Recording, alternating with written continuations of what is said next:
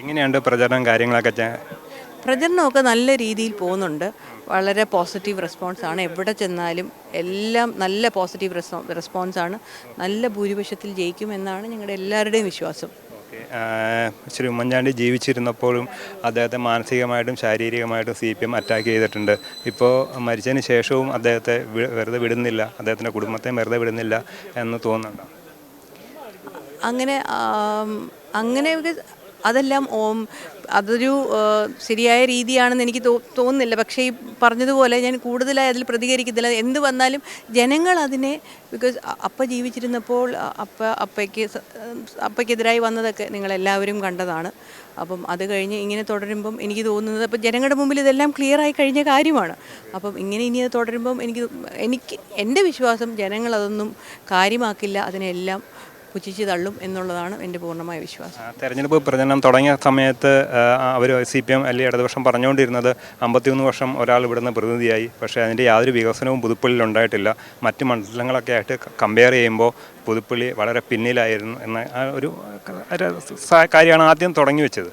പക്ഷേ ഇപ്പോൾ അതെല്ലാം മാറി അവസാനം ഇങ്ങനെ ഒരു കുടുംബം അതുപോലെ വ്യക്തിഗത ഒരു പരാജയഭീതി കൊണ്ടാണ് ഇങ്ങനെയൊക്കെ നീങ്ങുന്നത്. ഉറപ്പല്ലേ? പിന്നെ ഈ വികസനവും കാര്യങ്ങളുമൊക്കെ നമുക്ക് തന്നെ അറിയാം. നമ്മുടെ നാട്ടിൽ 53 വർഷം ഒരാളെ തുടരെ കണ്ടിന്യൂസ്ലി ബ്രേക്കില്ലാതെ ഒരാൾ ജയിക്കുക എന്ന് പറഞ്ഞതിൽ തന്നെ അതിൻ്റെ ഉത്തരമുണ്ട്. അതിൽ കൂടുതൽ ആൻസർ അതിനർഹിക്കുന്നില്ല. Because that gives the answer. എങ്ങനെ ഒരു വ്യക്തി വികസനം ചെയ്തില്ലെങ്കിൽ ആ സെയിം വോട്ടേഴ്സാണല്ലോ പിന്നെയും അവർ പിന്നെ വോട്ട് ചെയ്യുമോ? അപ്പയുടെ മുഖമുദ്ര തന്നെ വികസനവും കരുതലുമായിരുന്നു. ഈ രണ്ട് മുഖമുദ്ര ഉള്ളത് കൊണ്ട് തന്നെയാണ് പുതുപ്പള്ളിക്കാർ അപ്പയെ കൈവിടാതെ 53 വർഷം നിർത്തിയിരുന്നത്. ഈ തെരഞ്ഞെടുപ്പിൽ ഉമ്മൻചാണ്ടിക്കുള്ളൊരു അനുകൂല വോട്ടായിരിക്കുമോ അതോ സംസ്ഥാന സർക്കാരിനെതിരായ ഒരു വോട്ടായിരിക്കും? ഉമ്മൻചാണ്ടി എന്ന് പറഞ്ഞാൽ പുതുപ്പള്ളിയിലെ ഏത് മുക്കിലും മൂലയിൽ പോയാലും ഉമ്മൻചാണ്ടി ഇവിടെ ഉണ്ട്. അപ്പം അതൊരു ഫാക്ടറാണ്. പക്ഷേ ബാക്കി എല്ലാ രാഷ്ട്രീയപരമായ കാര്യങ്ങളും അതിൽ കൗണ്ട് ചെയ്ത് വരും ജനങ്ങളുടെ വോട്ടായിട്ട്. പ്രചരണ രംഗത്ത് ചേച്ചി സജീവമാണോ? ഡെഫിനറ്റ്ലി. അപ്പം 30 കഴിഞ്ഞപ്പോൾ തൊട്ട് ഇപ്പം ചാണ്ടിയുടെ പെട്ടെന്നല്ലേ വന്നത്. അപ്പം ഫുൾ സ്വിങ്ങിൽ ഇപ്പം ഞങ്ങൾ എല്ലാവരും ഫാമിലി, ഞാനും അച്ചുവും ഒക്കെ ചാണ്ടിയെ സപ്പോർട്ട് ചെയ്യുന്നുണ്ട്. അമ്മയില്ല, അമ്മ.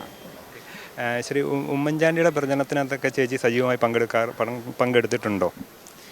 അപ്പയ്ക്ക് ഒരു ഇൻബിൽ സിസ്റ്റമാണ്. അങ്ങനെ 53 വർഷത്തെ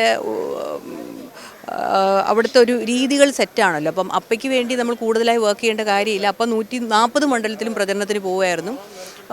അല്ലാതെ ഇവിടെ ഉള്ള ജനറൽ രീതികളായിരുന്നു. പക്ഷേ അതിൽ നിന്ന് വ്യത്യസ്തമായിട്ടാണ് ഇപ്പം ആദ്യമായിട്ടാണ് ഞങ്ങൾ തന്നെ ഇത്രയും ഇൻഡെപ്തായിട്ട് പ്രചരണ രംഗത്ത് ഉള്ളത്. വീടുകളിലൊക്കെ കയറുമ്പോൾ എങ്ങനെയാണ് അവരുടെ സ്നേഹവായ്പ? ഭയങ്കര പോസിറ്റീവ് റെസ്പോൺസ്. അത് തന്നെ പറഞ്ഞു. ഒരിടത്തും സത്യമായിട്ട് പറയുന്ന ഒരിടത്തും പോലും നമുക്ക് അങ്ങനൊരു നെഗറ്റീവ് ഫീൽ വരുന്നില്ല. ഇപ്പോൾ മുഖ്യമന്ത്രി മന്ത്രിമാരെല്ലാം ഇവിടെ തമ്പടിച്ച് പ്രചരണത്തിലേക്ക് പോവുകയാണ്. അതെന്തെങ്കിലും തരത്തിലുള്ള ആശങ്കയാണ്? ഒരാശങ്കയുമില്ല. നമ്മുടെ വോട്ട് നമുക്ക് കിട്ടിയിരിക്കും. എന്തായാലും ഇലക്ഷനല്ലേ, ഇതൊരു മത്സരമല്ലേ. അവരവരുടെ രീതിയിൽ മത്സരിക്കും, നമ്മൾ നമ്മുടെ രീതിയിൽ മത്സരിക്കും. പക്ഷേ നമുക്ക് വീട്ടുകാർക്കോ പാർട്ടിക്കോ കാൻഡിഡേറ്റിനോ അങ്ങനെ ഞങ്ങൾക്ക് യാതൊരു മിതമായ ഒരു സംശയവും ഒരു രീതിയിലും ഇല്ല. റെക്കോർഡ് ഭൂരിപക്ഷമായിരിക്കും. ഭൂരിപക്ഷത്തെ പറ്റിയൊന്നും ഞാൻ കമൻറ്റ് ചെയ്യാൻ ആഗ്രഹിക്കുന്നില്ല. പക്ഷേ നല്ല ഭൂരിപക്ഷത്തിൽ പുതുപ്പള്ളിയിലെ ആളുകൾ ചാണ്ടിയെ ജയിപ്പിച്ചിരിക്കും.